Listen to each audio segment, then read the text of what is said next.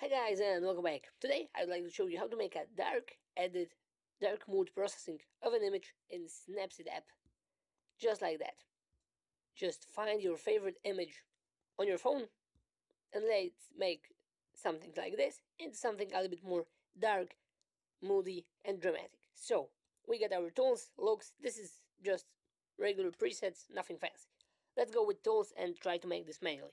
So, dark processing. Let's start with the basic exposure, and this is pretty much every Lightroom or other application that is for developing images and photographies. All of those have this brightness. We can, of course, lower down the brightness a little bit. Contrast is always a good idea to add this dramatic look. Saturation. I don't really feel that we need anything more. Let's lower down the highlights a little bit. So there will be a lot more detail, as you can see in the sky. Shadows, let's crush down those shadows so it will be a lot darker. And warmth, I like everything a little bit on the yellow and the orange side, so let's go with this. Okay. So our next tool will be vignetting. Vignette, very simple. You either add everything outside on the edges or you make it dark, just like that. Let's make this a little bit darker. And additionally we can make the inside brighter. So pretty much as always making more and more contrast. Let's click on the tools. You can see that there is so many tools and Snapseed is a free application. Let's go with curves. And this works as always in any other software. The rules are the same. Let's lower down this. Okay, done with that.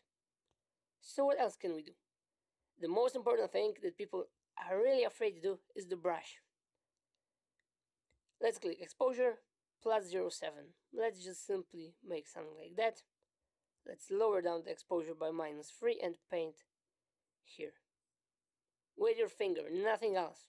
That's the bottom line. You can add a little bit here, a little bit here, and maybe just attach. Sorry.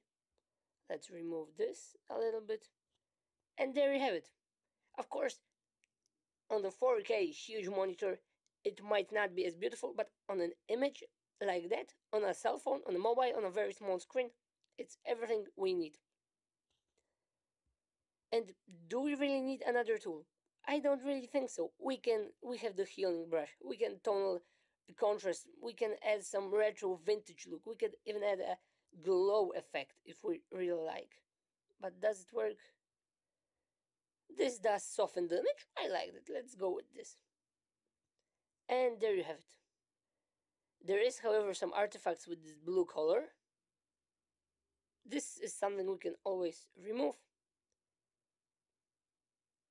Let's click on the curves back again. Let's go with the blue. And we can simply lower down the blue so it will look a little bit more natural. And that's all.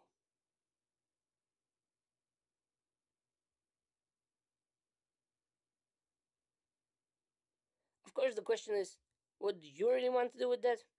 How does it look for you? This is just simply fun.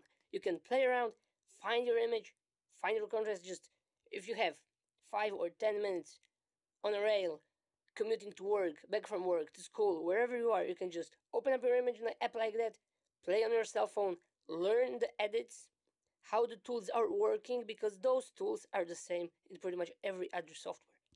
And there you have it. You just click export. You can either share or save. Now everything is going on. And click view. Open with the gallery. And there you have it. Let's just see this is after.